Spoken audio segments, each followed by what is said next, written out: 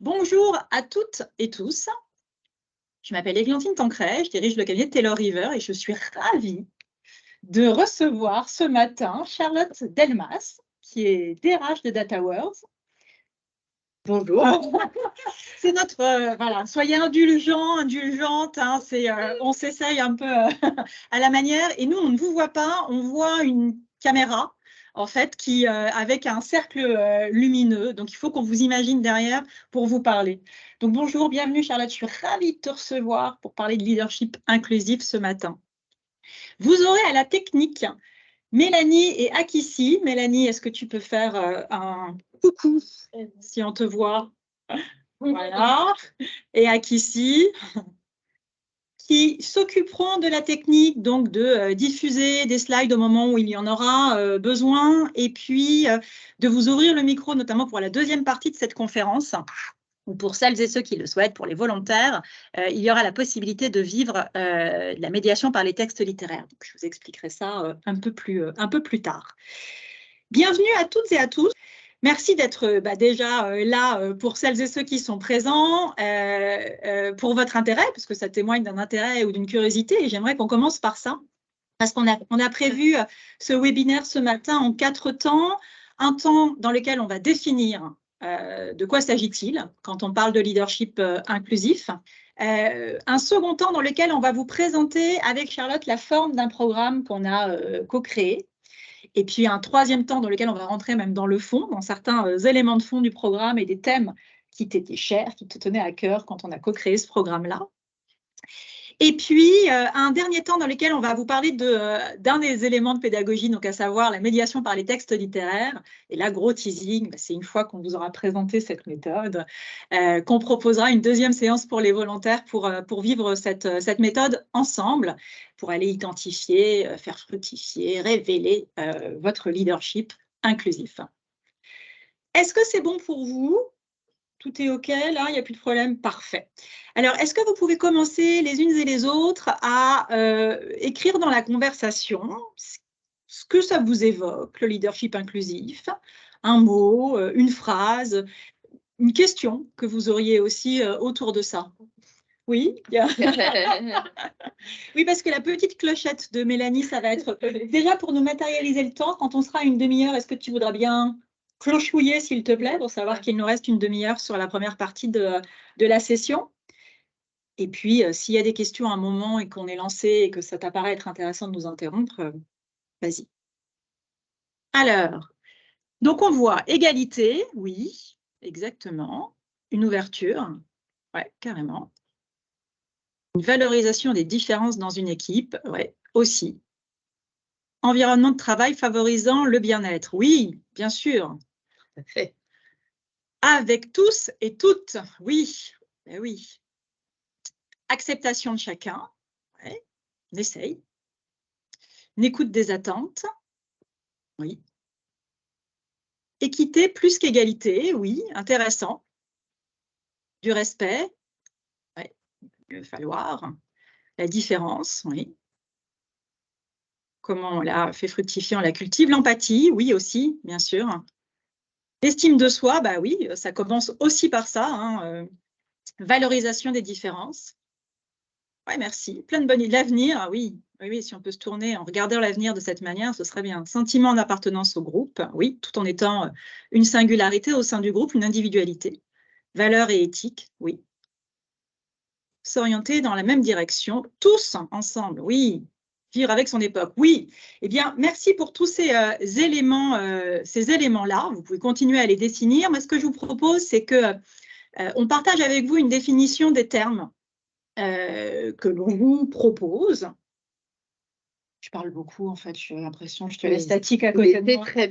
C'est très bien, j'interviendrai après. Oui, en plus, c'est un peu compliqué parce qu'on ne voit pas tout à l'écran, mais est-ce que, Akissi, tu pourrais lancer la première slide, s'il te plaît, sur la définition du leadership inclusif. Vous voyez que c'est très inclusif jusque dans nos tâches. Je ne sais pas si on les voit correctement, mais j'ai même toute une communauté inclusive sur ma tasse de café. Alors, on a voulu commencer, et n'hésitez pas à réagir. Hein, si vous avez des questions, besoin de clarification, on aimerait que cet échange même si on n'est pas toutes et tous ensemble ce matin, soit le plus interactif possible. Hein, si on parle d'inclusion, on a vraiment bien évidemment envie de vous inclure dans nos réflexions et même dans nos actions à venir. Il y a deux concepts qu'on a voulu définir. Quand on parle de leadership inclusif, déjà par essence, il y a deux mots, il y a leadership et inclusif. Alors le leadership, je vous ai proposé une définition parce que c'est un sujet que j'ai travaillé notamment dans un mémoire que j'ai pu faire sur la méthode de la médiation par les textes littéraires. Donc, j'ai vu qu'il existait énormément de travaux depuis les années 60, énormément de définitions sur ce que peut être le leadership. En synthèse, et puis n'hésitez pas à intervenir si vous en avez d'autres, mais en synthèse, celle sur laquelle je me suis arrêtée, c'est de dire qu'il y a une combinaison entre des savoir-faire et des savoir-être. Et donc, un combo entre une capacité à faire cohabiter une bonne connaissance de soi, une bonne connaissance de l'autre, de ses ressources, de ses vulnérabilités personnelles et relationnelles. Parce que l'objectif d'un leadership, c'est bien évidemment un leadership pour soi et aussi pour le collectif, pour être capable d'amener, fédérer, faire adhérer sur des projets collectifs. Donc ça, on pourrait faire vraiment des définitions d'experts sur le leadership. S'il y en a qui ont envie de se lancer là-dedans, allez, on accueille, on fait plaisir, mais l'objectif, il est vraiment d'aller travailler sur la deuxième définition, qui est celle de l'inclusion. Alors, l'inclusion, si on peut y revenir un instant sur le coup, parce que on va voir que dans le mot inclusion apparaît ce qui pourrait être qualifié d'une forme de paradoxe ou d'incohérence. Pourquoi? Parce que vous voyez que dans la définition qu'on a retenue, il y a deux dynamiques qu'on peut retenir dans l'inclusion, qui est une inclusion ségrégative qui va viser à cloisonner. De quoi parle-t-on? De qui parle-t-on? De quelle minorité on peut parler à certains moments? Et puis une inclusion intégrative qui est une forme de synthèse de tout cela. Alors, quelque chose que j'ai appris récemment et j'aime partager quand j'apprends des choses, c'est que le mot inclusion tire sa racine du latin inclusio, qui veut dire emprisonnement. Donc, c'est quand même très intéressant. Est-ce que ça ne nous pose pas un problème? C'est quand même très intéressant de dire qu'on parle d'inclusion et quand on voit la racine, c'est emprisonnement. Et en fait, ce qui est intéressant, c'est de se rendre compte que c'est dans toutes les dualités, dans toutes les paradoxes qu'il y a du mouvement. Parce que oui, il faut certainement faire un peu de ségrégation, et on y reviendra parce que ça fait totalement le lien avec le programme qu'on a co-construit avec Charlotte, mais si on veut inclure, si on a l'image de l'inclusion comme un grand tout, eh bien, il est vrai qu'il va falloir faire cohabiter ça avec un focus sur des populations qui ne se sentent pas représentées dans ce grand tout. Donc, c'est là qu'apparaît le premier paradoxe, c'est qu'il va falloir faire des sous-groupes sur des populations, on va dire, qui se regroupent pour pouvoir, attendez, je deviens un peu schizophrène, pour pouvoir les intégrer dans un tout. Donc, c'est vraiment en permanence le travail qu'il nous faut faire et qu'on fait d'ailleurs dans ce programme entre du macro, du micro, de la hauteur et puis du détail, le sens et puis la réalité, l'idée et puis comment on la met en œuvre. Et à chaque fois, il faut travailler dans cette dualité. Et le grand intérêt des dualités, et je sais qu'on a des personnes, et je suis ravie de les voir parce que je vois leurs noms dans les participantes et dans les participants, qui sont des grands façonneurs de ce qu'on appelle le dialogue intérieur, donc de travailler nos dualités. C'est vraiment intéressant parce que c'est dans nos dualités et dans nos polarités qu'il y a du mouvement. Et soit on laisse de part et d'autre et on reste dans la rivalité de la dualité, soit on a, et ça fait un rond, comme le cercle qu'on regarde, Charlotte, voilà, on tourne comme le hamster dans sa roue, dans sa dualité. Soit on arrive à intégrer des morceaux de part et d'autre de notre dualité pour en faire une spirale et pour la transcender, de manière à ce que nos deux dualités de départ un peu statiques commencent à faire quelque chose de nouveau. Et bon, voilà où on se situe, hein, rien que là. Simple. Simple. Donc voilà sur les définitions. Est-ce que vous avez peut-être des remarques ou des questions, Mélanie? Donc, tout le monde est très statique derrière son écran. Ça va? Vous êtes en forme ce matin quand même? On t'écoute religieusement. Bon. Alors, ce que je vous propose, c'est qu'on passe à la deuxième partie, qu'on va vouloir interactive avec toi, Charlotte, sur le sens d'un tel programme. Pourquoi un tel programme? Alors, merci à Kissy, hein, tu nous rappelles quelques chiffres dans la slide, non? Voilà. Quelques chiffres. Alors, je trouve que c'est important de les partager. On est dans un monde cartésien, rationnel. Les chiffres rassurent. On se rend compte que quand on voit ces chiffres-là, que tous ces cabinets, imminents cabinets, travaillent avec beaucoup d'ardeur pour nous montrer à quel point la diversité est une chance, source de performance, source de bien-être, source de créativité. Et vous avez mis derrière les rapports humanistes aussi ces sujets-là quand vous avez exposé vos définitions dans un premier temps. Donc, tout concourt à nous dire de manière rationnelle que la diversité est une chance. Bon, une fois qu'on a posé ces chiffres-là, on est quand même confronté aussi à une autre réalité.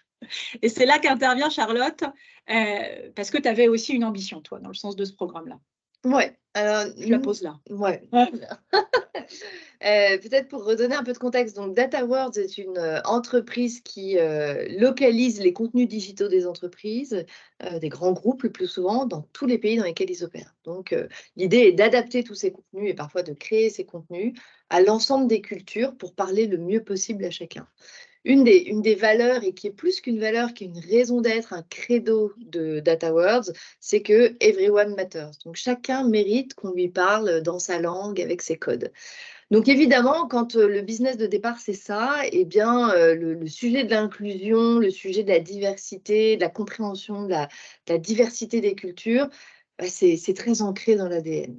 Donc ça, c'est quelque chose qu'on arrive plutôt bien à faire chez DataWords. Et je dois dire qu'au quotidien, la variété de ces cultures, le chacun qui arrive comme il est tous les matins au bureau, c'est une réalité. On n'entend pas parler que l'anglais dans nos couloirs, mais le japonais, l'allemand, le russe. Voilà. Donc il y a largement, voilà, c'est vraiment vécu fortement par l'ensemble de nos collaborateurs. Sur le sujet des hommes et des femmes, on a 60% de femmes dans nos effectifs. Donc ça, c'est plutôt bien vu comme ça, mais ça cache des réalités qui sont un peu plus compliquées. D'abord, on a des métiers variés et qui sont très genrés. On a des métiers tech dans lesquels on a du mal à attirer les femmes. On a des métiers de gestion de projet dans lesquels on a du mal à attirer les hommes. Donc en fait, on a des équipes qui sont pas si mixtes. Qui sont très genrés, des métiers qui sont très genrés en fait. Hyper genrés. Et donc, on se challenge pas mal là-dessus. Et autre réalité, nous n'avons que 3 femmes au COMEX sur 10 personnes. Voilà, donc ça progresse, on avance petit à petit, mais c'est au-dessus de la moyenne, hein, parce que c'est 30% là, si mes calculs sont bons. Ouais. Et c'est 23% la moyenne en France. Ouais. Non, mais bon, c'est peut se réjouir. C'est bien. Mais c'est pas assez. Mais voilà, c'est exactement. En tout cas, ce qui moi me tient à cœur, c'est de ne pas lâcher le sujet pour être sûr qu'il ne dérape pas petit à petit par manque d'attention au fil du temps. L'autre chose, c'est que tout au cours de mon parcours professionnel, que ce soit chez DataWords ou dans les entreprises précédentes dans lesquelles j'ai travaillé, j'ai souvent eu l'occasion de développer des programmes de leadership pour les femmes qui ont toujours été des moments de développement personnel extrêmement forts. Et il m'est arrivé à plusieurs reprises, après quelques années de développement de ce type de programme, d'avoir des hommes qui venaient me voir et qui me disaient « Mais tu fais quoi pour nous ?» Et nous Et c'est vrai qu'au départ, je disais « Non, mais vous, c'est bon. » Mais en fait, on ne peut pas laisser ça de côté. Et c'est vrai que c'est une expérience tellement forte qu'on a envie de la partager et que je suis convaincue que le sujet des femmes en entreprise est un sujet commun, qu'on a besoin des hommes pour faire progresser. Et donc, quand je suis venue te voir il y a quelques temps, l'idée, c'était vraiment de développer un programme de leadership qui soit inclusif lui-même dans sa forme, qui inclut les hommes sur toutes ces réflexions, qui permettent aux hommes de vivre ces expériences de développement personnel, que ça se fasse ensemble, et pour autant de garder la réalité de ce qu'on vit aujourd'hui, avec des moments de mixité forts et puis des moments moins mixtes. Tu rejoins, et on va revenir effectivement sur la création de ce programme, mais tu rejoins l'idée, oui, on veut être inclusif. Donc, on veut que c'est bien l'affaire de toutes et tous, hein, le fait que le leadership évolue, change. Parce que l'objectif, et on l'a mis aussi dans cette conférence, tu avais aussi une attente de faire émerger des nouveaux rôles modèles. De sortir d'un héritage qui n'est plus qui est limitant par rapport à la complexité des situations dans lesquelles les leaders sont confrontés, face auxquelles les leaders sont confrontés aujourd'hui. Oui, tout à fait. Et je pense qu'il y a plusieurs choses là. J'ai une conviction très forte, c'est que les leaders inspirants, qu'ils soient hommes ou femmes, sont des personnes qui se connaissent bien, qui ont fait ce travail le début de travail de réflexion sur eux, sur ce qu'ils sont, et qui sont capables tout au long de leur vie de se remettre en question et de s'adapter à un monde qui change, à des contextes qui sont variés et très différents. Donc oui, l'idée, c'est de faire émerger des rôles modèles qui soient inspirants pour nos jeunes générations, pour des hommes, pour des femmes et tout autre type de communauté. Donc, on était cette semaine avec Mélanie, parce que l'autre cercle organisait un événement sur les rôles modèles LGBTQIA+. Et là aussi, on se rend compte, ça va dans le sens de ce que tu dis, de l'importance des rôles modèles. C'est-à-dire que le fait que des personnes de cette communauté, alors encore une fois, hein, on est toujours dans une ségrégation pour inclure dans un tout, et pour que des personnes, pour que la communauté LGBT puisse s'imaginer être leader, puisse s'imaginer en situation de, eh ben, c'est intéressant aussi de pouvoir se reconnaître dans certains leaders qui prennent la parole sur ce sujet et qui font duer, je suis leader et j'ai aussi cette orientation sexuelle. Et c'est vraiment intéressant cette histoire de rôle modèle parce que je sais qu'on a certaines personnes qui sont mal à l'aise avec ça en disant mais c'est encore une responsabilité, vous allez demander aux femmes ou à tel type de population de s'instaurer en modèle, de s'ériger en modèle. Et donc ça met une pression assez forte. Ouais, je te vois. Ouais, on ne leur demande pas de s'ériger en modèle. Ils le sont de par la position qu'ils occupent. Voilà. C'est-à-dire que leur rôle fait qu'il y a des équipes qui les regardent, qui les écoutent.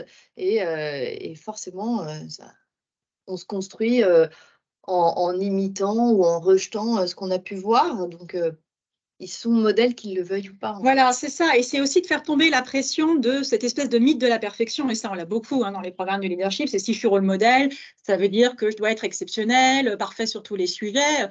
Si je suis rôle modèle, c'est qui je suis et ce que je fais à travers qui je suis. Et ça donne l'occasion aux uns et aux autres de pouvoir se connecter à sa propre altérité en se connectant à celle de l'autre et donc de faire connaissance d'une certaine manière avec soi-même, qui est une des ambitions de ce programme parce que dans ce que tu disais, c'est vrai que c'était il y a 2 ans où tu m'as fait cette demande. Moi, je n'avais pas véritablement entendu parler autour de moi. En tout cas, déjà, moi, je ne l'avais jamais réalisé. Donc, j'étais ravie de lancer un programme mixte autour du leadership inclusif. Et j'en avais pas beaucoup entendu parler autour de moi. Et aujourd'hui, même encore, quand je présente ce programme-là, c'est peu courant qu'on travaille de la mixité et de la non-mixité. Parce que pour y revenir sur la forme, en fait, c'est un programme qu'on a voulu en 5 jours consécutifs. Sur différents thèmes, on pourra en définir un ou deux, en tout cas ceux qui te tenaient à cœur.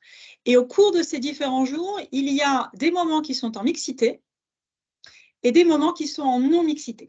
Et ils sont non consécutifs. Tu disais 5 jours consécutifs. En fait, oui, pardon. C'est la particularité aussi, c'est qu'on l'a voulu étaler dans le temps. Donc, ce sont des journées qui sont éloignées quelque part les unes des autres. Le temps de... Environ tous les mois et demi. Voilà, exactement. On se revoit, on voit ce qui s'est passé depuis le dernier échange. Et il y a des moments mixtes et des moments non mixtes.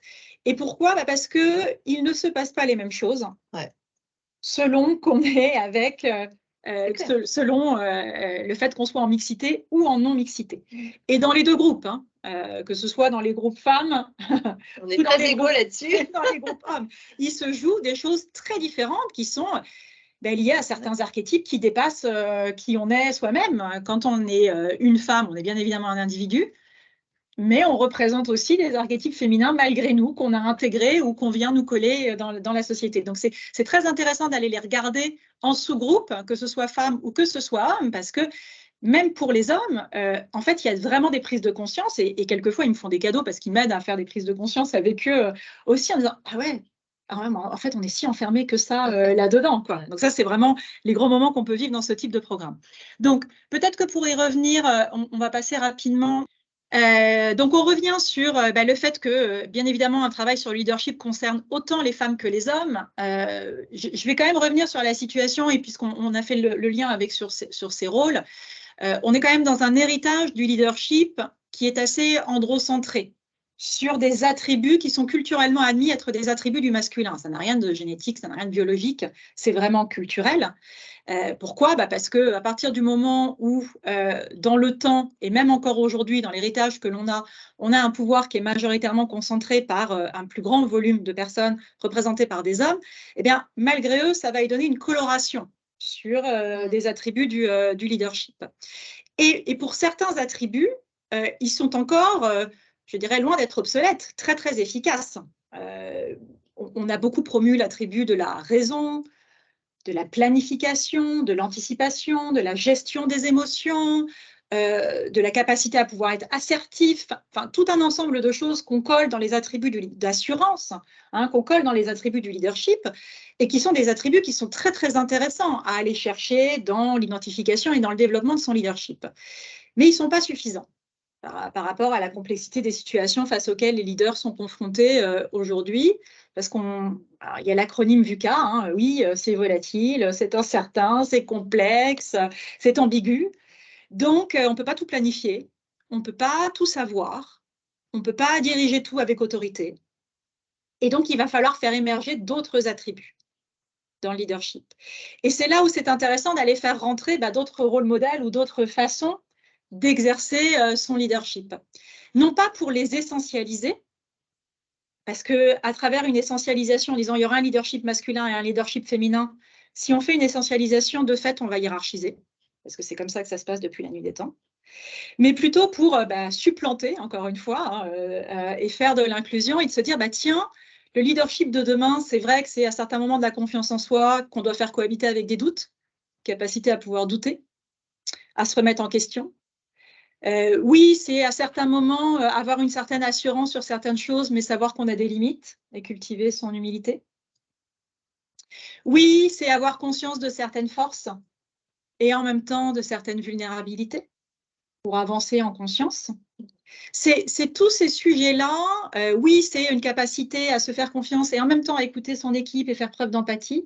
Et c'est tous ces nouveaux éléments du leadership dont on parle. Enfin, nouveau, le terme est un peu galvaudé, mais ouais, ça fait un moment qu'on en parle, mais c'est vrai que le sujet de l'authenticité et d'être soi avec ses limites aussi, est à mon avis un sujet inspirant.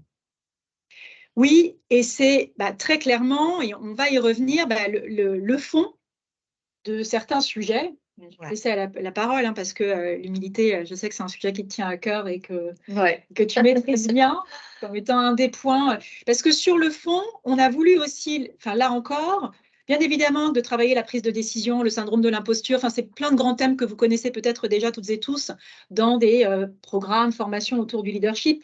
Et encore une fois, l'héritage de ces thèmes-là, ils sont encore à traiter. Il y a encore des choses à apprendre et des choses à dire là-dessus. Et en même temps, c'est intéressant d'aller faire émerger des thèmes un peu moins courants sur le sujet du leadership, comme celui de l'humilité. Ouais, alors l'humilité, on commence un peu à en parler. Je m'y suis intéressée il y a 5-6 ans maintenant en rédigeant une thèse sur les femmes de pouvoir et d'humilité. Et en fait, j'ai découvert cette notion d'humilité qui apparaît un peu comme une faiblesse, qu'on assimile souvent à de la vulnérabilité. Et en fait, l'humilité, c'est 3 choses. C'est d'abord bien se connaître, avoir une bonne conscience de ses faiblesses, certes, mais aussi de ses forces. C'est savoir que dans un monde VUCA comme celui dont tu parlais, on ne sait pas tout, donc on apprendra en permanence. Donc, bien se connaître, apprendre en permanence et savoir s'entourer des meilleurs et de meilleurs que soi, d'accepter qu'il y a meilleur que soi sur certains sujets et c'est tout à fait rassurant en fait. Donc quand on voit ça, on se dit finalement, pour être humble, faut quand même pas mal de confiance en soi, faut pas mal d'estime de soi, savoir que oui, on a des forces, oui, on a des limites, qu'on va apprendre tout le temps et que pour autant, on peut être un bon leader malgré tout. Donc, c'est un sujet que je trouve intéressant à amener aux leaders. Quand j'en ai parlé avec les femmes de pouvoir que j'avais pu rencontrer, ça n'était certainement pas on ne peut pas être humble à des postes de pouvoir. D'ailleurs, ce n'est pas ce que nos équipes attendent de nous. Et puis en décortiquant, en posant les questions justement sur leur connaissance d'elles-mêmes, sur leur capacité à apprendre, à se remettre en question et sur la capacité à s'entourer des meilleurs, on se rend compte que toutes ces femmes qui ont réussi, et là je parle des femmes parce que ça a été l'échantillon sur lequel j'ai travaillé, mais je n'ai aucun doute sur le fait que c'est pareil pour les hommes, eh bien elles ont été humbles et ça a été ça la recette même de l'efficacité et de l'inspiration de leur leadership. Et c'est vrai que c'est un peu perturbant, et je le vois hein, quand on travaille dans ce type de programme sur des thèmes comme l'humilité, où on pourrait en parler aussi de la vulnérabilité, c'est un peu perturbant parce que, encore une fois, dans les archétypes, et on va dire le kit du leader, du parfait leader, hein, parce qu'en plus, on veut faire cohabiter les deux, être leader, être parfait, eh bien, dans ces kits-là, la place de l'humilité et de la vulnérabilité ont peu de place. Enfin, justement, peu de place, parce qu'on considère que si on est là, c'est qu'on doit être au-dessus. Ouais, ouais. Quand on parle d'humilité, on ne parle pas nécessairement de doute. En fait, il y a un terme que j'ai pas donné, mais dans cette capacité à apprendre et à se dire qu'on ne sait pas tout, il y a l'écoute, en fait. Donc, c'est presque plus cette phase d'écoute qui est importante que le doute, évidemment, le doute est là, mais Une demi-heure. Merci, Mélanie. c'est efficace. Voilà, je pense que l'écoute est indissociable de cette humilité pour apprendre, pour se nourrir, pour voilà, s'enrichir des différents points de vue. Et si on revient à l'inclusion, ben voilà, ça commence par l'écoute. Oui, il y aurait... Et est-ce que vous pouvez illustrer par des situations vécues et traitées? Moi, je l'ai vu dans les programmes. Déjà, par la résistance que j'observe, alors tu as parlé d'humilité, on pourrait parler de la vulnérabilité.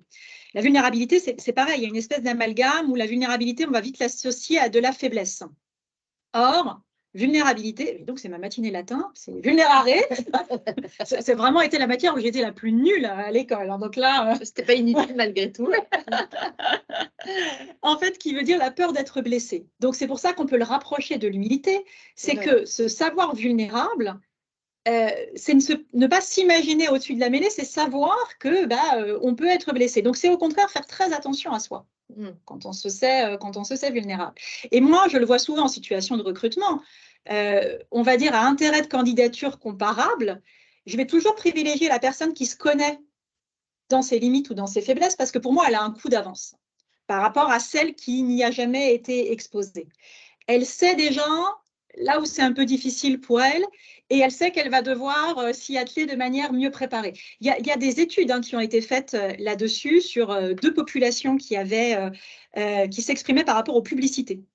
Une population qui disait « Oh là là, moi je vois très bien le jeu des publicistes, je ne me fais pas avoir, je vois bien leur truc, moi je ne suis pas du tout sensible à la publicité. » Et une autre population qui disait « Moi je ne préfère pas regarder les pubs parce que je sais à quel point elles peuvent m'influencer et me faire acheter tout et n'importe quoi, donc je préfère m'en méfier. » Eh bien, quand ils ont fait des tests comportementaux sur les deux populations, je vous le donne en mille, c'est celle qui se disait invulnérable à la publicité qui a été la plus influencée par la publicité.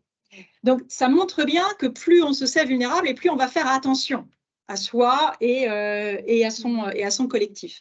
Donc, pour faire le lien à ta question, quand on fait rentrer la vulnérabilité et que je l'explique comme telle, je montre à quel point, comme la dualité dont on parlait dès le départ, la vulnérabilité et la connaissance de ces vulnérabilités est en fait une force.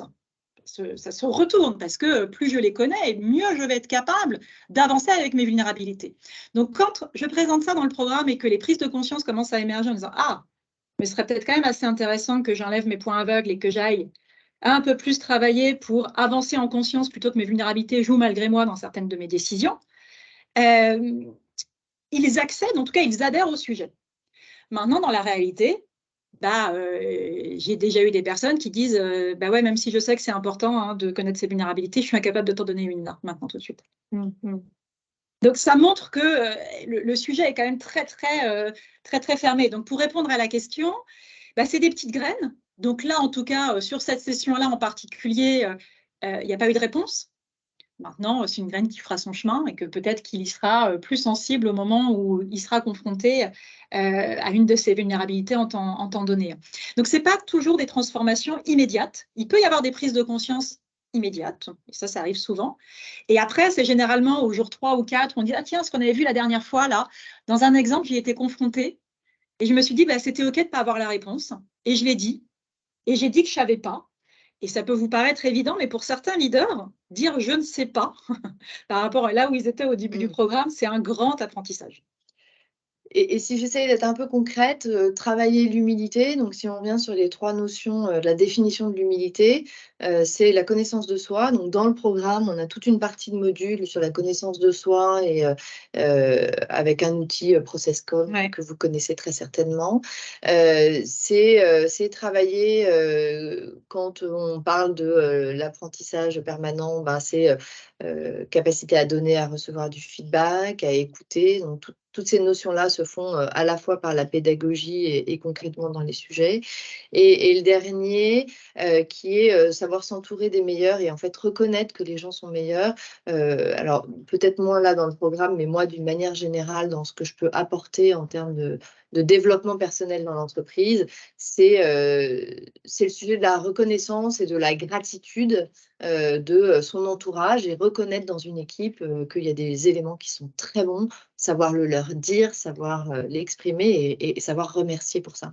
Et donc là, bah, c'est travailler ces 3 volets de l'humilité. Et, C'est un muscle à entraîner tous les jours. Hein. bah ouais. Bah, c'est le chemin d'une vie. Quand on voit que ça commence par bien se connaître, je pense que ça, c'est le chemin d'une vie. Le feedback, j'aime bien les Américains qui disent feedback is a gift. Ouais, enfin, par moment, c'est un gift un peu compliqué à recevoir. Donc ça aussi, c'est un chemin de vie. Ouais. Et la gratitude, et savoir s'entourer des meilleurs, voilà, on sait, et je l'ai rencontré dans les interviews que j'avais pu faire avec les femmes de foire dans le cadre de mon travail. Certaines disaient, la seule fois où je me suis entourée de quelqu'un de vraiment meilleur que moi, il a fini par prendre ma place. Bon. Mais, bah, et pourquoi pas? Quelle est la prophétie autoréalisatrice là-dedans, hein, de la crainte qu'elle avait en elle et qui s'est avérée être une réalité, hein, Voilà. sans lui incomber la responsabilité. Mais Donc voilà, donc j'espère que ça répond à la question pratico-pratique pour essayer d'être un peu, d'atterrir et ne pas être que dans du latin. Mais le programme n'est pas en latin, en Merci. fait. Merci Charlotte de revenir sur ça. Je voulais rajouter sur le feedback, parce que je ne sais pas si vous êtes toutes et tous familières avec ça, avec ces mots-là. Donc le feedback, c'est quand même assez intéressant de revenir sur le passé et pouvoir donner une remarque sur le passé. Et il y a son cousin, ou en tout cas, pareil, dans une polarité aussi, une autre chose qui s'appelle le feed forward, qui est une autre façon, une autre dynamique aussi de progression. C'est de dire peut-être à l'avenir, je t'invite à faire différemment, ou à l'avenir, je t'invite à essayer de le faire de cette manière-là. Et c'est intéressant pour aller dans ce que tu disais, Charlotte, et dans les choses assez concrètes.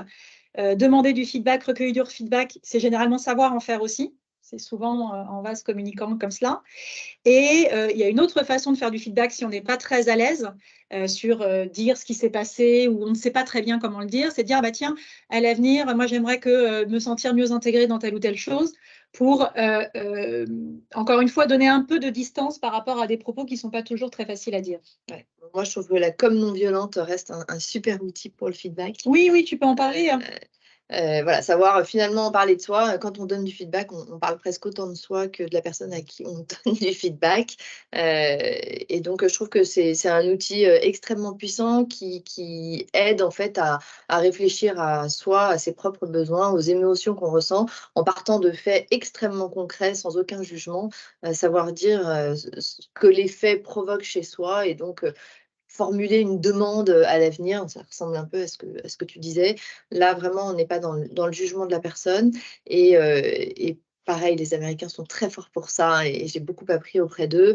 Il y en a un qui me disait, de toute façon, il faut donner 9 feedbacks positifs avant de pouvoir en donner un négatif. Donc là aussi, c'est un muscle. On a tendance en France à penser au feedback comme quelque chose de correctif pour aller travailler un domaine d'amélioration. Je pense que c'est aussi bien d'aller valoriser les forces et d'apprendre à faire du feedback en faisant sur les points positifs. Et je vous assure que quand on en fait des positifs, du coup, quand il y en a un négatif qui arrive au milieu, il est vachement mieux accepté et mieux écouté. Et pareil, toujours dans cette notion-là, et on ne le fait pas souvent, aller demander du feedback à ses équipes sur comment je peux faire différemment, qu'est-ce que tu attends de moi. C'est des choses que les leaders font assez peu et que moi, personnellement, j'aime bien parce que je maîtrise le moment où je reçois le feedback. Je suis prête si je le demande. Donc voilà, pas hésiter. Est-ce qu'il y a des questions et je... Alors, il y a un partage. Émilie qui dit que peut-être que le tout dans un contexte inclusif se partage plus en équipe et s'aborde plus en équipe, là où avant, c'était plus un leader qui était face à ses doutes Oui, seul. c'est-à-dire que le leader est moins seul. Avant, il était seul dans ses doutes et aujourd'hui, c'est ce qu'on vise. C'est ce qu'on vise dans ce genre de programme, c'est de les sentir suffisamment authentiques et OK avec eux-mêmes pour qu'ils acceptent à certains moments de partager certains doutes. C'est comme pour tout, il y a une limite. C'est quels sont les doutes qui sont nécessaires et avec lesquels je suis OK de les partager avec mon équipe. Quels sont ceux sur lesquels ça m'appartient davantage et où ça m'appartient davantage à mon équipe de direction et ça risque de fragiliser l'équipe que de les partager. C'est des arbitrages, il n'y a pas de vérité. Hein. Il y a une question qui est de Leslie qui demande quels effets ce programme a-t-il eu sur l'inclusion telle qu'observée dans le travail au quotidien. Moi, dans les témoignages, mais tu pourras peut-être le dire parce que tu as eu un peu plus de recul, puis toi, tu es avec les équipes, mais dans ce que moi, j'ai pu avoir dans ce programme-là, ou même dans ce que j'ai pu faire sur le leadership inclusif par ailleurs, en fait, c'est des choses assez subtiles. Mais si encore une fois, si on les intègre dans une approche un peu plus systémique, un peu plus globale, qui sont très transformantes. Assez subtil, c'est de dire, avant, dans telle situation, je me sentais démunie parce que je n'avais pas la réponse, parce que je ne me sentais pas à la hauteur, enfin bref, parce que je ne me sentais pas à ma place, si je devais synthétiser les choses. En ayant fait ce travail d'augmenter la conscience de moi, ça m'a aidé à mieux gérer certaines de mes incertitudes et mieux évaluer aussi et avoir une meilleure conscience de certaines de mes forces. Et donc, c'est dans des petits moments subtils où là où avant, j'aurais pas osé, là, j'ai osé. Là, j'ai pu appeler, parce que l'intérêt de ce genre de programme, c'est qu'ils sont en collectif et qu'il y a énormément de bienveillance dans la façon avec laquelle c'est fait en collectif. Il y a énormément de soutien mutuel. Moi, bien évidemment, je les anime, mais je les mets vraiment ils participent, ils sont très, très actifs. Moi, j'ai un rôle assez en retrait dans ce type de programme. Donc, ce qui veut dire qu'à certains moments, ils se répondent les uns les autres. Ils amènent leur cas, ils amènent leurs difficultés et l'autre a une idée, un peu comme ce qu'on pourrait faire en co-développement. Et donc, les résultats aussi de ce genre de programme, c'est qu'ils ont développé la solidarité dans leur collectif. Ils se sentent moins seuls. Ils ont cultivé des réseaux plus authentiques, ce qui fait qu'ils se sentent en capacité d'appeler telle ou telle personne quand ils sont en situation de difficulté. Alors, c'est toujours compliqué de mesurer effectivement l'impact de ce type de programme. Je me souviens des premiers séminaires de leadership pour les femmes que je faisais, on me demandait le retour sur investissement, d'autant qu'on avait démarré par des top talents et qu'on en perdait quelques-uns après les programmes à l'époque.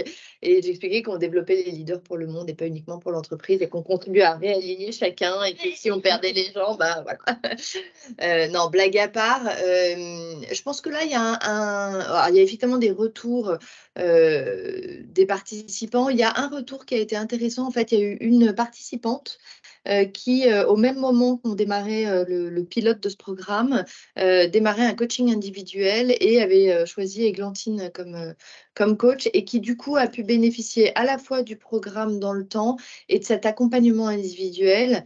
Et elle, franchement, l'effet a été démultiplié. Donc, je pense que voilà, dans la façon de moduler, et je crois que c'est ça qui est intéressant dans ce programme, c'est de savoir l'ajuster un peu à chaque fois et d'y amener de nouveaux ingrédients dans la recette. Mais je dirais que la combinaison avec un coaching individuel, elle l'a clairement exprimé et on l'a vu dans sa posture de leader, prendre de la confiance en elle, être plus authentique, en fait, parce que quand on parle d'humilité, de vulnérabilité, finalement, c'est être qui on est. Donc, je pense qu'il y a vraiment eu des comportements observables. Après, voilà, je ne suis pas une pro des KPIs. Et là, voilà, et il faut être très honnête, premier groupe, c'est hyper bien passé. Le deuxième, on a eu pas mal de résistance au démarrage. Oui. Plus d'hommes, en fait. Le premier, on avait eu du mal à avoir un groupe bien équilibré. Et donc, il y a eu un peu de frottement. Et il vient juste de se terminer. Donc... Pas encore, on a encore. Ah non, pas encore, il y avait une session. Ouais. Donc, voilà. Donc, on est dans les prémices. Je crois que tout ça s'ajuste au fur et à mesure. Voilà. L'impact, c'est clairement de réaligner les gens avec qui ils sont et d'avoir des personnes bien dans leur basket et bien à leur place, quoi. Ouais. Je rebondis sur ce que tu dis parce que blague de coach que je partage avec vous d'une petite BD qui m'avait fait rigoler où il y avait deux équipes RH qui font mais qu'est-ce qu'on fait chef si on les fait coacher qu'ils deviennent bons et qu'ils se tirent et l'autre qui répondait ouais mais qu'est-ce qu'on fait si on les fait pas coacher qu'ils sont mauvais et qu'ils restent. Donc Bah, c'est c'est quand un même peu des ça. risques à Ouais, prendre. ouais, c'est un peu ça. Et vraiment, ça avait été une vraie discussion. Alors, pas sur ce programme-là, mais sur l'entreprise précédente, dans le programme leadership avec que des femmes. On avait observé qu'il y avait un ou deux groupes où ça avait provoqué un peu de départ. Et beaucoup m'avaient dit ça a changé ma façon de voir ma vie, tant professionnelle que personnelle. On n'est qu'une seule et même personne.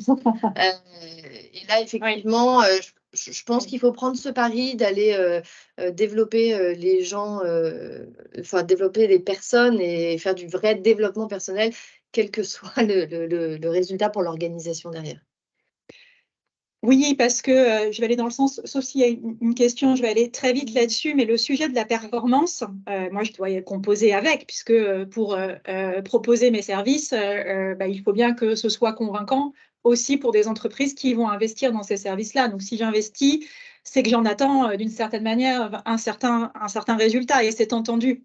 Je pense que le résultat, là où c'est pas facile de le matérialiser de manière aussi évidente comme ce que tu dis là, parce que c'est beaucoup plus subtil, je pense que c'est toujours une idée de temps à avoir en tête. Je suis allée à une conférence qui était intéressante par un biologiste qui expliquait que la performance ne pouvait pas être reliée à la robustesse. C'est-à-dire qu'on a, dans un monde, on a cultivé le culte de la performance. Pourquoi? Parce qu'on était dans un monde qui était un peu plus permanent, un peu plus lisible. Donc, on pouvait, dès les champs, optimiser la performance des récoltes en faisant qu'une récolte dans un champ. Enfin, bref, dans un monde permanent, on peut être très performant. Dans un monde qui bouge, l'idée est plutôt d'être robuste. Et c'est intéressant parce que c'est certainement la situation dans laquelle on est. Voilà. Et la robustesse, ce n'est pas dans un temps immédiat. C'est sur des choses beaucoup plus diffuses. Un arbre, pour être robuste et qui puisse survivre dans tous les aléas des tempêtes et autres, c'est qu'il a développé plein de choses qui n'étaient pas forcément les plus performantes et les plus utiles à un instant donné. Il n'a pas fait ses KPI quand il s'est développé. Mais quand il y a des situations un peu plus chahutantes, il est robuste, il est solide. Et les courbes sont inversées.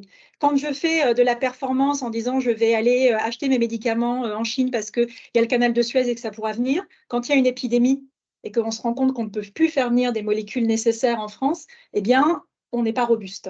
Donc, c'est vraiment ces deux choses à faire toujours cohabiter. Je fais le lien avec ce genre de programme-là. Oui, il y a peut-être des éléments un peu émergés de l'iceberg qui vont montrer de la performance dans des comportements comme ce que tu as pu avoir de certains leaders.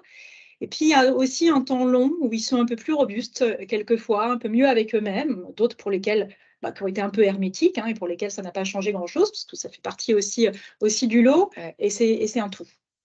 Et j'aime bien cette notion de temps long. Je pense que c'est aussi ça qu'on a voulu intégrer dans la structure du programme et qui fait que il est atypique. Enfin, on voit de plus en plus de programmes de développement ressembler à ça maintenant, mais voilà, il s'étale dans le temps. Il dure presque une demi-année. C'est un jour par mois, donc on laisse le temps d'infuser.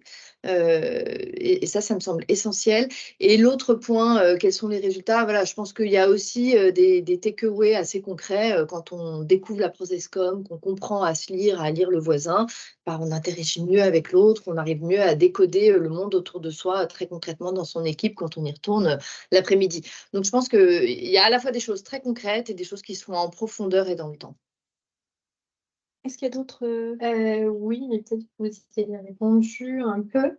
Ce programme inclut-il des dirigeants dont le leadership a été construit sur d'autres archétypes et aussi résistance au changement? Dans ce programme-là, on est plutôt sur le management intermédiaire que sur le COMEX. Ouais, je n'ai pas commencé par le COMEX. Il y a encore une forme de succès. J'ai minimisé mes risques. Ouais, non, c'est vrai, on a commencé plutôt par en dessous, mais le premier niveau en dessous, et là on attaque celui encore en dessous. Voilà, je me dis que C'est le genre de sujet qui peut aussi avancer par la base et par en dessous et que c'est parfois pas très efficace d'attendre forcément du top-down. Je pense aussi que comme ce sont des sujets qui sont assez personnels et presque intimes parfois, c'est pas simple de l'aborder au sein d'une même équipe. Et un COMEX, on est une même équipe. L'intérêt de passer en dessous, c'est qu'on a pu aller piocher dans des tas d'autres équipes, ce qui donne un espèce de safe space plus approprié pour ce type d'exercice de développement personnel. Voilà, mais le sujet du COMEX reste entier et je l'attaque un peu différemment. Et après, moi, je l'ai fait par ailleurs, non pas dans des collectifs, davantage sur des accompagnements individuels. Le principe du coaching, c'est de s'adapter à la personne. Donc, moi, je travaille avec la personne telle qu'elle est, son potentiel et ses résistances.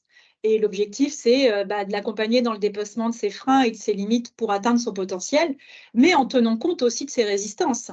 Et c'est surtout pas de fragiliser une personne en lui disant « mais attends, fais pas comme ça, c'est n'importe quoi, va découvrir ton potentiel en le faisant différemment ». La transformation, c'est pareil, ça prend aussi du temps. Et plus on est habitué en tant que dirigeante ou dirigeant à s'être appuyé sur certains archétypes ou certaines forces, certaines façons de fonctionner, plus ça fragilise de les déconstruire. Donc, il faut vraiment y aller de manière personnalisée. Je disais, parce que c'était en majuscule, donc j'ai réussi à lire. Le changement vient pourtant d'en haut. Pas seulement. Moi, je crois profondément que le changement ne vient pas que du top management. Et si je n'ai pas adressé le COMEX par le biais de ce programme-là, évidemment, il faut l'adresser malgré tout. Et par des tas d'autres actions. Là, je les prends sur des sujets qui leur parlent. Et pour aller dans le sens de ce que tu dis, le COMEX avait mis un mot de plus que validation. C'est-à-dire que moi, à chaque fois que j'en croise, en tout cas dans les couloirs, c'est super. Et devant les participants, on compte sur eux. On compte. Donc, ils ont quand même… ils sponsorisent. Oui, ils ont largement sponsorisé l'intérêt et la démarche. Ouais, tout à fait. Alors, ce que je propose, c'est que on a parlé plein de sujets de leadership, d'ailleurs. On a parlé de ce programme dans la forme, dans certains éléments de fond qu'on n'a pas tous développés là. Et je propose de faire un focus aussi sur les outils, parce que c'est ça notamment qui t'avait plu. Ouais. Et dans la demande, c'était, Charlotte, c'était moi, je veux des choses qui ne voient pas ailleurs, fais-les faire ceci, fais-les faire cela. Enfin, voilà. Donc, on s'est posé beaucoup de questions. Jusqu'où on peut aller, à partir de quand voilà, on va utiliser des choses qui soient un peu innovantes sans qu'elles soient perturbantes. C'est ce que je vous disais, c'est que moi, mon rôle, il est de sécuriser les individus et le collectif. Donc, bien évidemment, c'est de les faire dépasser certaines limites, mais encore une fois, tout en les protégeant, tout en s'assurant qu'ils dépassent ces limites de manière adaptée pour pouvoir le faire. Donc, il y a un outil, alors, et c'est pareil sur ce genre de programme, il y a aussi de l'alternance entre des concepts, alors j'en ai fait beaucoup et merci d'avoir été beaucoup plus terre à terre, et de la réalité.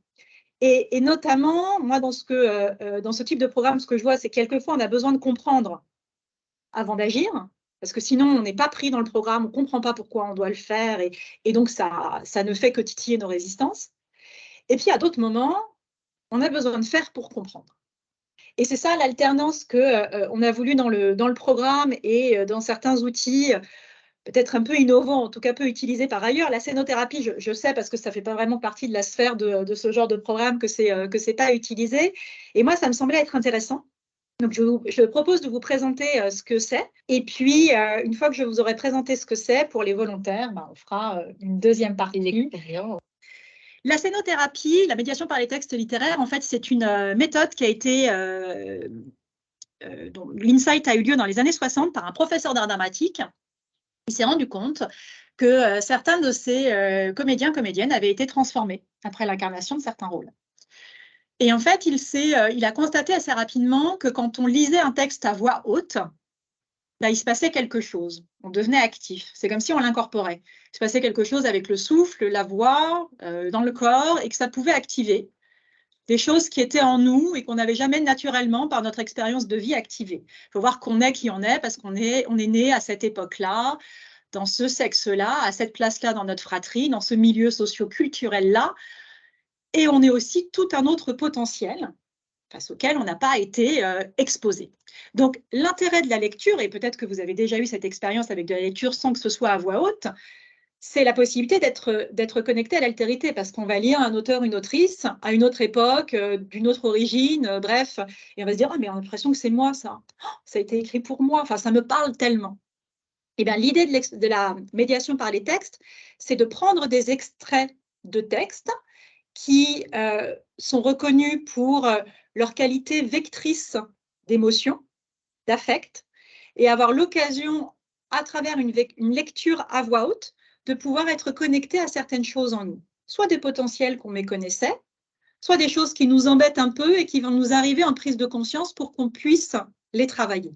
Donc, quand l'auteur a développé ça, en tout cas a eu cette conscience-là, il l'a travaillé avec des psychiatres et des psychothérapeutes dans les années 60.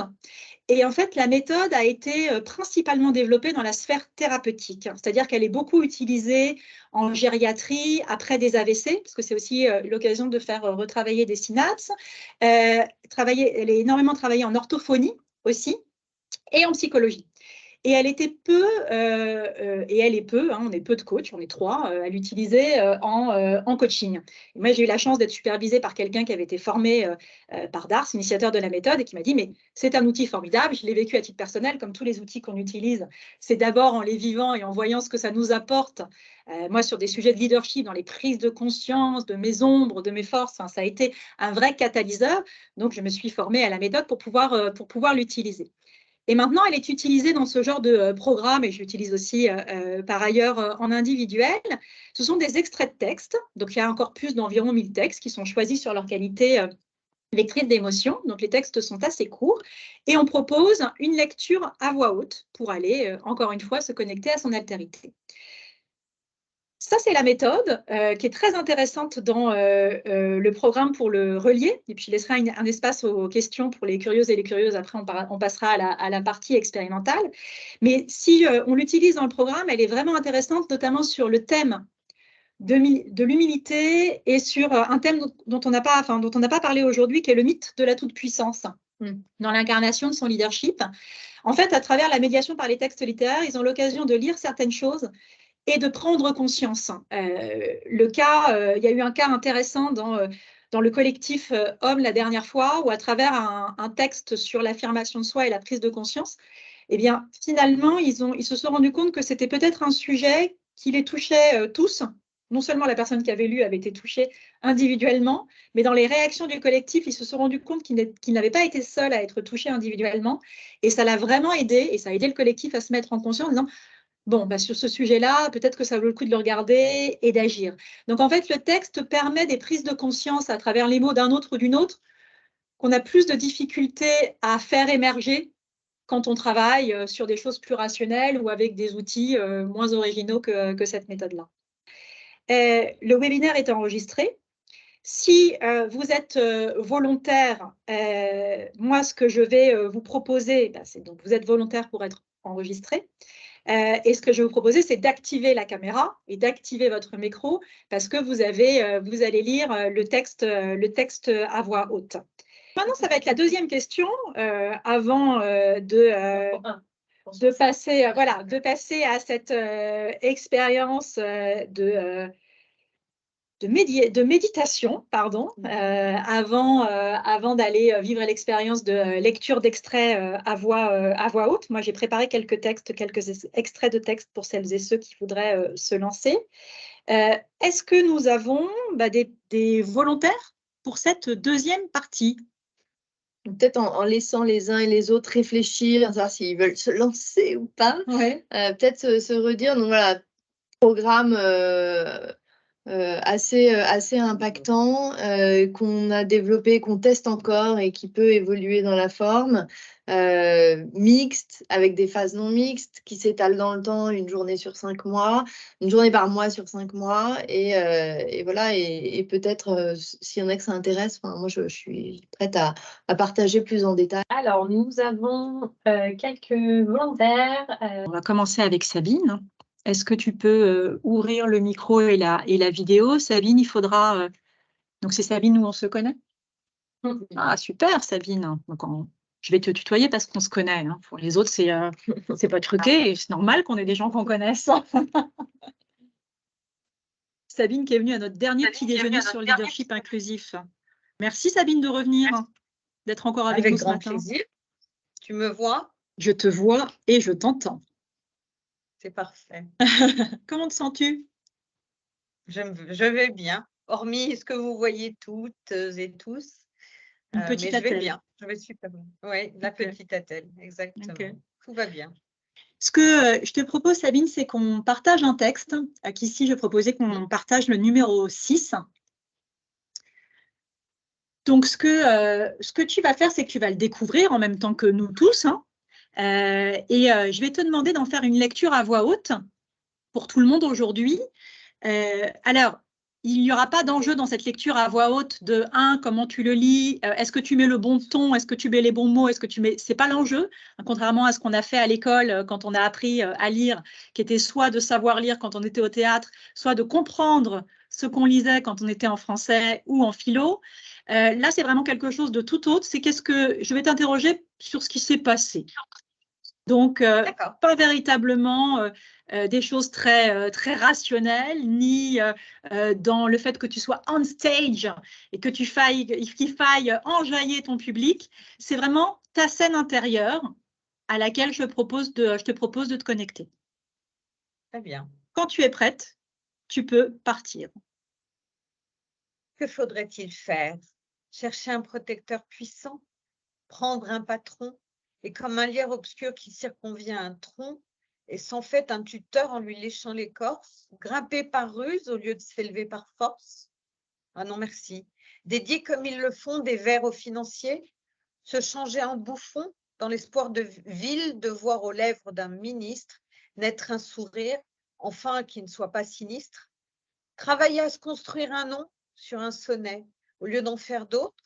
Non, merci. Calculer, avoir peur, être blême, aimer mieux faire une visite qu'un poème, rédiger, déplacer, se faire présenter? Non, merci, non, merci, non, merci.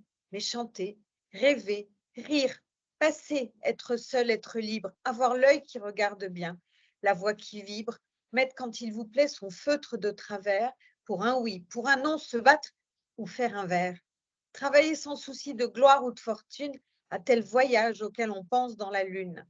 N'écrire jamais rien qui de soi ne sortit, et modeste d'ailleurs, se dire, mon petit, sois satisfait des fleurs, des fruits, même des feuilles, si c'est dans ton jardin à toi que tu les cueilles. Puis, s'il advient d'un peu triompher par hasard, ne pas être obligé dans rien rendre à César, vivre de soi-même et en garder le mérite. Bref, dédaignant d'être le lierre parasite, lors même qu'on n'est pas le chêne ou le tilleul, ne pas monter bien haut, peut-être, mais tout seul. Merci Sabine. Qu'est-ce qui s'est passé quand tu as lu Alors, j'adore ce texte parce que j'adore Cyrano de Bergerac. Donc, j'ai vu, effectivement, c'était du Cyrano de Bergerac. Qu'est-ce qui s'est passé? On n'est pas les meilleurs, même si on croit qu'on est le meilleur. Et que donc, on est meilleur quand on est à plusieurs. Et quand, justement, on a cette capacité de ne pas être au-dessus de la pile. En tout cas, c'est ce que moi j'ai ressenti. J'ai ressenti aussi une espèce de force qui venait justement de ce collectif. J'ai beaucoup aimé le côté inclusion des éléments de nature, me raccrocher aux lierres, me raccrocher à l'écorce. Quel rôle elle joue, la nature, pour toi, Sabine? En général, je sais pas beaucoup, je sais pas bien vivre sans, et pourtant je suis éminemment parisienne et une citadine, mais j'ai besoin de cette inspiration et de cette respiration que me procure la mer, ou même d'aller m'acheter un bouquet de fleurs. Alors je sais, on coupe les fleurs pour les mettre dans un bouquet, certes, mais d'en avoir sur mon balcon parce que ça vit et parce que c'est un pulse de la vie. Et parce que autour de nous, le monde, il est peut-être aujourd'hui, je n'arrive pas à dire que cruel, il est absolument terrible, et que malgré tout, la vie continue, et que malgré tout, il faut que l'on respire intensément et très fort. Mhm. Je sens comme une force sur laquelle tu peux t'appuyer, Oui, oui. sur la Oui, nature. c'est exactement ça. C'est exactement ça. Comment tu L'humain, l'utilises? moi, quand j'ai vraiment des choses très, très pesantes, je suis capable d'aller marcher en bord de mer des heures et des heures et des heures et ne regarder que l'horizon. À un moment donné, me poser sur le sable ou un banc ou ce qui traîne sur la plage et de regarder ce sac et ce ressac. Ça me remplit d'énergie. Mhm. Mhm. Charlotte, je te pose une question. Est-ce que tu as vu des choses est-ce que tu as entendu ou vu des choses ou ressenti des choses à la lecture de Sabine? Alors moi, j'ai beaucoup vu de choses autour de la nature aussi, et je me suis vue inspirée à fond au moment de l'arrivée des fruits. Et ça, là, voilà, j'ai vu ma cage thoracique se déployer, donc ça fait du bien, et un sentiment de grande vitalité, en Mhm. fait. Ouais. Ça C'est s'est ça. entendu dans ton ton, Sabine. On entendait l'énergie. Merci. On entendait effectivement que ce que tu lisais était ressourçant. Enfin, tu vois, comme si tu faisais un avec le texte. Alors, tu dis que tu connais Cyrano de Bergerac. Bon, j'imagine que tu n'avais pas appris le texte par cœur et que tu ne le connaissais pas Je par le cœur. redécouvrais. Je le Exactement. redécouvrais. Et tu l'as redécouvert, en tout cas, moi, dans la perception que j'ai pu en avoir, et j'entends et je rejoins ce que tu dis, Charlotte, tu l'as redécouvert avec la puissance ou la force de la nature. Tout à fait. Et si on fait le lien avec notre échange de ce matin, c'est aussi ça le leadership. C'est aussi aller chercher des ressources là où elles sont. C'est aussi la capacité à pouvoir, oui, aller sur l'océan, faire le vide. C'est comme toutes les dualités, faire le vide pour que laisser des espaces à remplir. Sinon, ça rentre plus. Absolument. Absolument. Et c'était cette sensation-là. Maintenant que tu l'as vécu et que tu as exprimé, est-ce que tu as d'autres choses à exprimer d'ailleurs, Sabine, sur ce que tu as vécu? Non, c'était tout simplement très satisfaisant. Ouais. Très, très satisfaisant. C'est de se dire que en lisant de la belle littérature, en l'occurrence, mais ça peut être moins littéraire, on se nourrit aussi de cette énergie et on l'utilise hors de son contexte littéraire. Ouais. Ouais. Et que donc des émotions qui passent dans une lecture, qu'on la lise à haute voix ou à voix basse ou pas de voix, juste avec les yeux ou les doigts, quand on ne peut pas lire avec les yeux, eh bien, ça déclenche des choses aussi extraordinaires pour moi que d'aller voir une sculpture, un tableau, la mer, tout ce qui contribue à ce que je vais appeler le bonheur. Mmh. Le beau qui fait du bien. Voilà. Le beau qui fait du bien. Ouais, Le beau qui fait ça, du bien. le beau qui fait du bien. Ouais. Qui est utilisé en thérapie, hein, parce que le fait de pouvoir voir du beau, tu faisais référence aussi à d'autres arts, à la sculpture ou aux peintures, c'est aussi se connecter au beau qui est en nous et de se dire qu'on Tout à fait fait. partie de ce monde, quoi. Tout à fait. Merci. Donc, c'était Maintenant vraiment que tu as vécu ça et que tu as exprimé ça, qu'est-ce que tu peux en faire? Dans mon quotidien, dans mon mode de leadership, la question, elle est très, très large. Elle est très large et je te laisse choisir comment tu veux la recentrer. Pour moi, elle est un indicateur que de toute façon, ça ne peut être que des petites répétitions dans mon quotidien qui vont me faire du bien et qui feront du bien dans mon entourage, dans les collectifs dans lesquels j'interviens, mais aussi dans des environnements. Alors, je ne vais pas me découvrir plus avant, hein, mais même dans un environnement de travail ou autre, parce que cela devient partie prenante. Moi, j'ai grand plaisir à parler avec mes collaborateurs de mes coups de cœur littéraires, de mes coups de cœur théâtraux, de mes coups de cœur expositions, de mes coups de cœur de…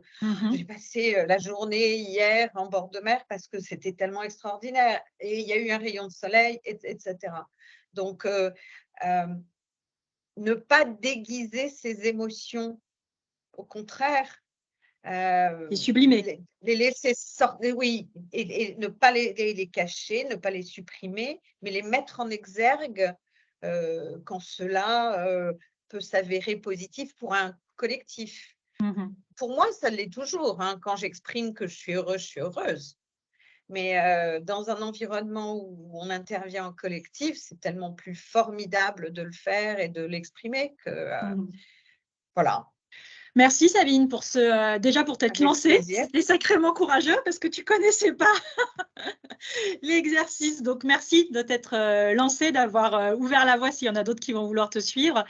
Merci pour ce que tu as partagé avec nous, avec authenticité, parce que tu as transmis des émotions. En tout cas, moi, je les ai vécues et j'ai entendu que toi, Charlotte, aussi. Donc, j'imagine qu'il y a peut-être d'autres personnes et vous pourrez réagir s'il y en a qui veulent réagir dans le chat ou qui veulent prendre le micro sur l'écoute et ce qui s'est passé à l'écoute du texte de Sabine aujourd'hui. Et puis, je vais reprendre ta conclusion avant de passer pour quelqu'un d'autre. C'est que en fait, et je m'exprime notamment parce que j'imagine qu'il y a certainement des personnes empathiques, très empathiques, qui sont avec nous ce matin. Il faut se rappeler à quel point c'est important de se faire du bien. Parce que se faire du bien, c'est faire du bien aux autres. Donc, merci de t'être fait du bien parce que tu nous as fait du bien. Merci. Merci Sabine. Merci, Sabine. Est-ce que certaines et certains d'entre vous ont envie de réagir à cette lecture ou de partir sur une autre lecture? On va donner la parole à Emeline qui doit partir à 30. D'accord. Est-ce que tu nous entends? Et Emeline, tu peux… Ton micro est ouvert. Est-ce que vous m'entendez? Oui, on ne te voit pas, mais on t'entend. Ah, bah, génial. Attends, je regarde si je peux allumer ma caméra. Ah, ben voilà, super. Yes! Bonjour tout le monde. Hello, Emeline. Hello. Ravie de te voir. Moi aussi. Déjà, merci pour l'expérience. Alors, en fait, alors peut-être que le choix du texte a été aussi vraiment bienvenu, pertinent. En fait, ça m'a fait rentrer complètement dans cette nature, cette énergie, ça m'a porté. Et puis, c'était, bon, outre le fait que le texte, pour moi, a beaucoup résonné, et c'était très bien lu, et il s'est passé plein de choses en moi, effectivement, en termes d'émotion. Voir le début du texte avec les images qui étaient aussi données en termes de comment être le leader, entre guillemets. Je le liais aussi avec le leadership inclusif qui, voilà, en fait, sur lesquels j'étais plutôt à me dire, c'est pas du tout ça dont je rêve pour être un bon leader. Et derrière ces images de nature, cette connexion au vert, au bleu. Donc moi, j'étais plutôt j'avoue, dans les couleurs. Mais voilà, ça m'a vraiment porté et la méditation avant m'a beaucoup aidée, je pense. Et qu'est-ce que ça a pu t'apporter? C'est pareil, hein, avant de te laisser partir, parce que tu vas devoir nous laisser. Qu'est-ce que ça a pu t'apporter? Tu as fait le lien avec le leadership. Ouais. C'est pas évident parce que les émotions, c'est pas toujours facile de les mettre en mots et c'est pas d'ailleurs nécessaire parce qu'il suffit juste de les accueillir et de voir ce qu'elles nous apportent. Et je pense que c'est aussi ça, une des vertus de ce genre de méthode-là, c'est qu'on n'est pas obligé de on n'est pas obligé de les nommer, on n'est pas obligé de les maîtriser. On peut simplement les laisser exister en tant que telles. Ce que tu as ressenti, vécu ou ce que tu viens d'exprimer là, tu peux repartir avec quoi, tu penses? Ce avec quoi je vais repartir, et bon, je pense qu'on a déjà beaucoup soit échangé, soit de connexion sur ces sujets-là. C'est plus tu te connais et plus tu vas chercher tes émotions et chercher à les partager par des biais qui peuvent être finalement très variés, puisque la lecture, et j'avoue que je découvre, parce qu'on en a beaucoup parlé ensemble, mais j'avais jamais vécu cette médiation par les textes, est aussi un outil qui peut me permettre voilà, et moi, partager des émotions, voire en recueillir, en faire vivre à mes équipes ou à mes pairs. Et donc, c'est encore plus d'ouverture sur la capacité à aller chercher des moyens de se connecter aux autres par un biais que je n'avais pas forcément imaginé jusqu'à présent. Génial. Merci, Emeline. Voilà. Bon, donc, maintenant que tu as mis un pied dedans, hein, on continue. Ouais, Il y en a à peu près 990 autres à découvrir. Hein. Merci beaucoup. À bientôt. Merci, Emeline. Au revoir. Est-ce qu'on a un ou une autre volontaire? C'est Sherifa qui va se lancer. OK. Mais hésite, elle a peur de ne pas avoir, j'imagine, une appréhension de savoir si elle va avoir autant de choses à dire. OK, Sherifa, c'est entendu. L'appréhension est normale. Normale. Eh bien, on verra, on accueillera. Et sinon, tu sais quoi? Il y aura le collectif qui, à mon avis, aura des choses à dire ou à soutenir si ça ne vient pas. Et c'est bon, elle peut activer son micro. OK. C'est OK pour elle. Et c'est le texte 171 que je te demanderai, une fois qu'on aura Sherifa devant nous, de préparer, s'il te plaît, Akissi. Bonjour Sherifa. Hello, hello. Merci. Je me suis permis de te tutoyer. Est-ce que c'est OK? Oui, il n'y a pas de problème. Dans le monde de la t'inquiète pas. médiation littéraire, allez, on se dit tout aujourd'hui. Dans l'inclusion, on se dit tout aujourd'hui. Chez nous, tout le monde se tutoie, donc c'est vraiment pas un problème. Bon, merci de te lancer parce que je disais, Sabine, on s'était déjà rencontrés, Emeline aussi. Donc, bravo de ce courage de se lancer dans un collectif inconnu. Merci beaucoup. Allez. Donc, ce que je te propose, Akissi va mettre le texte, comme Sabine, hein, que tu puisses le lire à voix haute et puis on verra ce qui viendra à la suite. OK.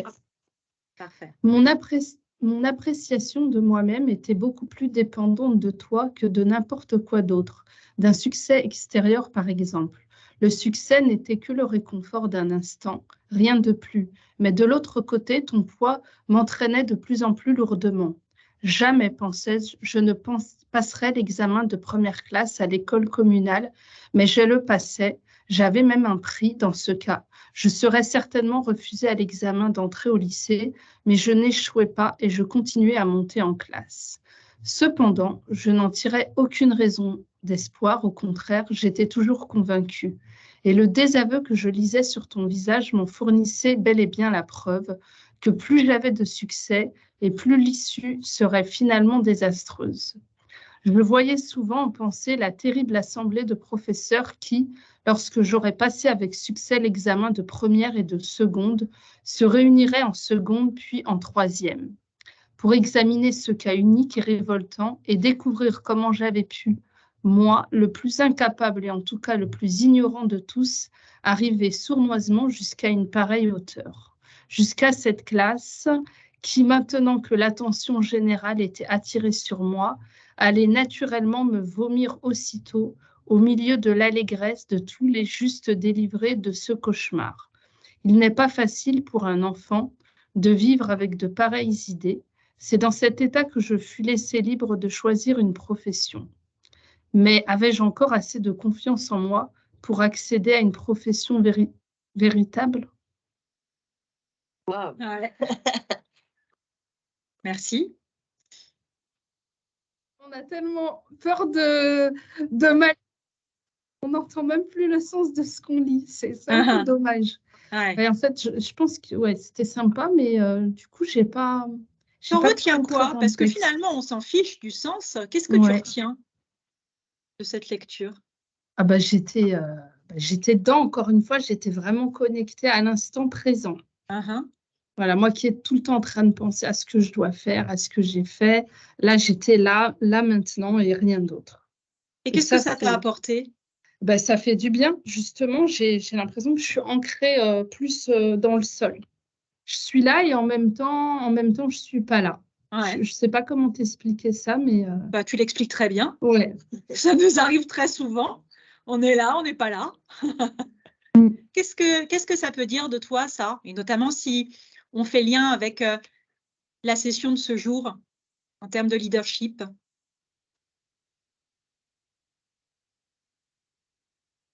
Franchement, je sais pas quoi te dire. Je sais vraiment pas quoi te dire. Tu vois, j'avais une appréhension, elle est justifiée. Mais non. Parce que à travers... C'est essentiel de se rappeler qu'on n'est pas des machines. Ouais. On Ah, est, ouais. voilà, pour moi, c'est important. On est des humains avec nos émotions, avec nos vulnérabilités. J'ai beaucoup aimé qu'on ait parlé de vulnérabilité, d'humilité, parce que c'est des mots qui sont importants pour moi. Et souvent, je dis aux managers, mais ouais, t'es pas une machine. Enfin, c'est ce qui me vient à chaque fois spontanément. Faut toujours se dépasser. Et là, ouais, vraiment, on revient à l'essentiel. On est des humains. Et voilà, faut pas perdre ça de vue. Et tu te rends bien compte, Sherifa, donc déjà, tu nous fais un cadeau et je vais le citer, le cadeau que tu nous fais, c'est que tu nous rappelles qu'on n'a pas besoin d'avoir des choses exceptionnelles à dire juste pour avoir le droit d'exister et de prendre la parole. Ouais, exactement. Et merci de le faire parce que tu n'imagines pas la force que ça présuppose de prendre la parole sans être un expert, être convaincu qu'on va avoir quelque chose à dire, sans savoir de quoi il en court. Et c'est ce genre de courage dont on a besoin dans le leadership, d'oser à certains moments. Et ça nous rappelle, tu fais le lien avec la vulnérabilité, mais puisqu'on est dans la semaine de la série, on intervient dans la semaine de la série, donc la semaine de l'inclusion. Lundi, on était au MEDEF et on avait une question intéressante qui disait « Mais comment je fais pour parler d'un sujet ?» Et c'était une conférence sur l'inclusion des personnes LGBTQIA+, alors que moi, je ne fais pas partie de la communauté. Et en fait, une des réponses, c'est de dire on n'a pas besoin d'être expert ou experte pour s'intéresser à un sujet ou pour prendre la parole sur un sujet. De là où on est, en tant qu'individu, on a le droit d'être touché, on a le droit d'essayer et on a juste le droit d'exister en étant. Sans avoir besoin d'avoir des choses exceptionnelles à dire sur Kafka ou sur quel auteur que ce soit. Ce n'est pas l'enjeu de la médiation par les textes littéraires d'ailleurs, donc tu es pile dans le sujet. C'est que tu nous as offert la possibilité d'être et en même temps d'être ailleurs, et puis de relier, et puis d'oser. Et ça, en termes d'énergie aussi, parce qu'on peut le relier en termes d'énergie, pareil, on ne va pas mettre un mot sur une émotion spécifique, mais en termes d'énergie, c'est vraiment fort. Donc, merci là-dessus. Est-ce que Mélanie ou Akissi, pour faire tourner la parole chez nous, on a la chance d'être 4, il y a quelque chose qui vous est venu? Qui veut prendre la parole entre vous deux? Akissi, tu veux bien prendre la parole? Est-ce que tu as eu l'occasion d'entendre des choses ou de ressentir des choses? Par moments, j'ai pu entendre et ressentir peut-être la résignation, mais en même temps, j'y vais pas, une sorte d'appréhension, et ça résume bien aussi l'introduction de Sherifa. Les émotions que ça a pu évoquer en moi, c'est peut-être souvent pas en tant que leader, hein, pas forcément en lien avec le leadership inclusif, mais même en tant que personne. On peut avoir des rêves, mais on peut se mettre ses propres limites, hein, soit à cause des biais ou parce que des préjugés de la société et tout ça, ou même à cause de nous-mêmes, nos faiblesses dont on a conscience, on peut avoir tendance à se mettre des freins. Mais en même temps, dans la manière de le lire de Sherifa, j'entends une personne qui veut un truc, qui sait qu'elle n'a pas forcément les capacités pour l'avoir, mais qui y va, qui se laisse pas aller. Et moi, c'est ce qui m'a plu, et c'est la belle émotion peut-être que je garderai de cette lecture-là, de voilà, quelles que soient les limites ou les freins qu'on pourrait se mettre, d'y aller quand même, d'oser. Et je pense que pour nous qui sommes les leaders de demain, c'est la meilleure manière de faire l'entrée. Voilà. Merci Akissi, notamment parce que tu me permets de faire le lien sur le leadership n'est pas lié à un statut de leader. Le leadership, c'est la capacité à s'amener et amener un collectif d'où on est. Et le leadership d'Akissi, vous l'avez entendu, moi qui suis sa leader hiérarchique, il nous sert dans le collectif et il peut exister. Est-ce qu'il y a d'autres réactions ou remarques? Charlotte, je ne sais pas si toi tu en as eu ou tu veux partager à nouveau. J'ai trouvé ce texte très oppressant. Alors autant le dernier m'a ouvert les côtes et m'a fait respirer profond, dans là j'ai eu l'impression d'être en apnée. Ça m'a ramené à mes jeunes années d'école et ces angoisses profondes et voilà, ça a réveillé énormément de choses. Donc pas un aussi bon moment que le premier texte. Pas une source d'énergie. Je vois le succès malgré tout, mais il n'y croit pas lui-même. Je trouve ça dur, ça affreusement dur. Et ça peut te servir comment d'avoir ressenti ça? Toute émotion, toute énergie, même mauvaise, peut être utile. Ouais, écoute, je sais pas, se rappeler qu'en fait, le regard de l'autre est important. C'est-à-dire que là, on sent qu'il cherche le regard de l'encouragement, de tu vas y arriver, du on y croit. C'est peut-être aussi ça, savoir se mettre dans ce rôle-là. Alors là, c'est peut-être ma casquette de maman qui parle, mais savoir encourager, dédramatiser et montrer qu'on croit dans la capacité des gens, en fait. On a tous des ressources tout à fait inattendues et parfois inexploitées. Donc, voir cette angoisse face à chaque année. On l'a ressenti là, non? Ah ouais, moi j'étais respiration très courte, très haute, presque de l'apnée, quoi. Plus ce qu'il fallait pour survivre, mais vraiment la survie. Et je remercie Sherifa de nous avoir ramené parce que effectivement, moi je l'ai ressenti physiquement aussi. Et là encore, c'est une autre dualité qui a été donnée à voir. C'est bien évidemment ce qu'on dit là et ce qu'on vise là, à avoir une meilleure conscience de soi, à s'ouvrir un peu, à se connecter à sa propre puissance. On ne peut pas faire fi du monde et du regard de l'autre.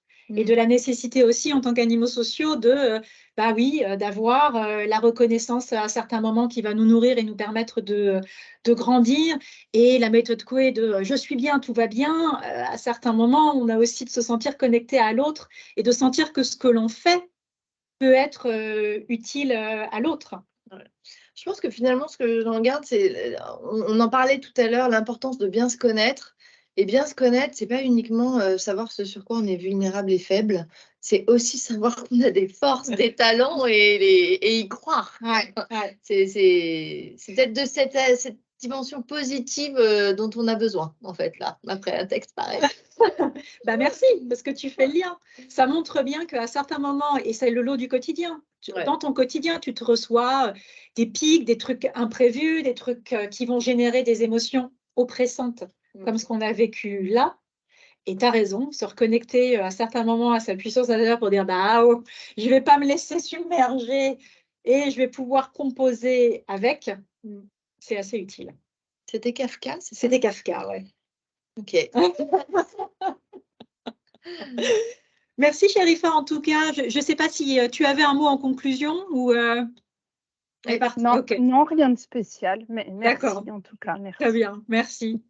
Est-ce que Mélanie, on avait d'autres participantes ou participants? Qui est prête? Qui est prête, Jacqueline? Choisis bien, tu nous refais pas un Kafka. Bonjour Jacqueline, bienvenue.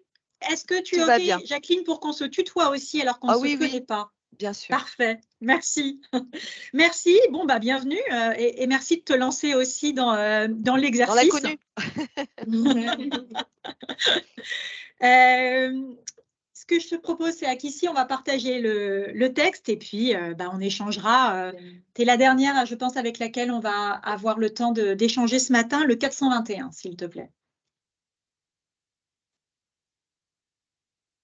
C'est à toi, Jacqueline.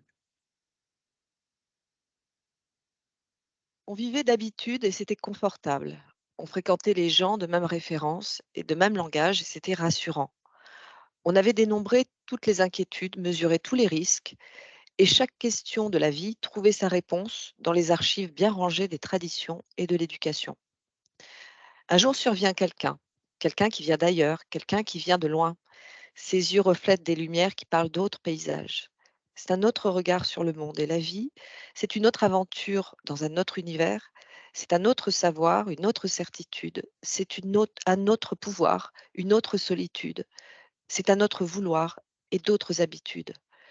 C'est une autre question sur la vie, c'est peut-être la question de ma vie.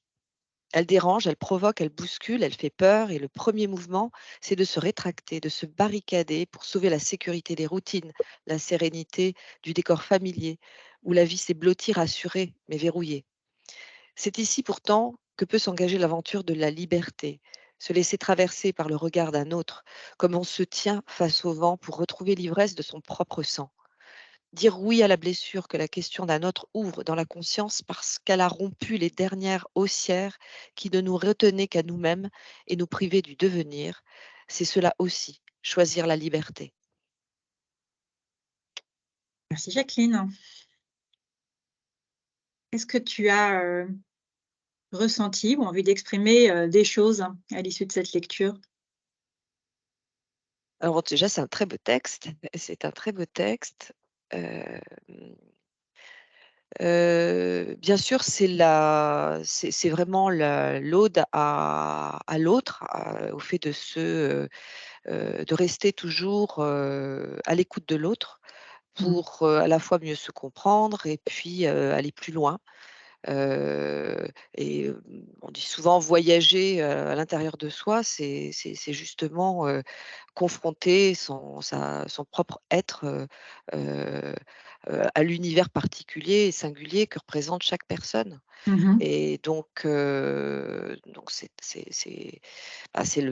l'aventure de la vie en fait, hein, l'aventure de la diversité, on parlait dans le webinaire, enfin dans toute cette séquence, du fait d'être à l'écoute, mais je pense que c'est d'être à l'écoute également par le regard que l'on porte aux choses, que l'on porte aux êtres, que l'on porte aux événements, que l'on porte aux rencontres, que l'on porte. Alors là, c'est de la littérature et chaque livre, par exemple, est aussi une rencontre, la découverte d'un univers. C'est pour ça que, bon, moi j'aime beaucoup lire, mais c'est à chaque fois cette inconnue, cette découverte, cette aventure, cette audace finalement que chaque rencontre nous donne davantage, même si l'on garde toujours des doutes, des nouveaux doutes, des nouveaux questionnements, de nouveaux horizons et ne pas avoir peur en fait de l'inconnu.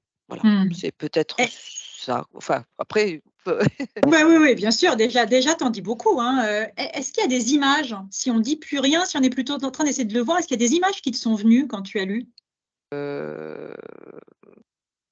non, plutôt comment dire, un cheminement. En tout cas, les mots, ces mots-là me touchent beaucoup, me parlent beaucoup et quelque part répondent à un dialogue intérieur qui m'est familier.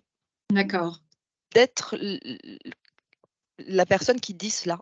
Ouais. C'est-à-dire, il y avait un petit peu de miroir quand même. Ouais. Voilà. Il y avait un peu de miroir, donc c'était le hasard du texte, hein, Eh oui, bien voilà, fait, hein. ça aurait été le premier texte d'Edmond Rostand, pareil. Il y avait beaucoup de choses j'adore ce texte aussi et c'est quelque chose qui me touche. Alors plus dans une expérience professionnelle ou sociale. Celle-ci, c'est plus une émotion voilà, de vie tout court. Et puis le deuxième texte tout à l'heure de Sherifa, c'était bien sûr toujours le sentiment que l'on peut avoir de ne pas être à sa place ou de ne pas mériter ce qui nous arrive ou de ne pas, comment dire, le fameux syndrome de l'imposteur. Ouais. Voilà, que les femmes ont bien souvent et qui est toujours à combattre et qui fait aussi que l'on se met nos propres freins. Voilà, donc les 3 textes au final, finalement résonnent aussi avec nos parcours individuels.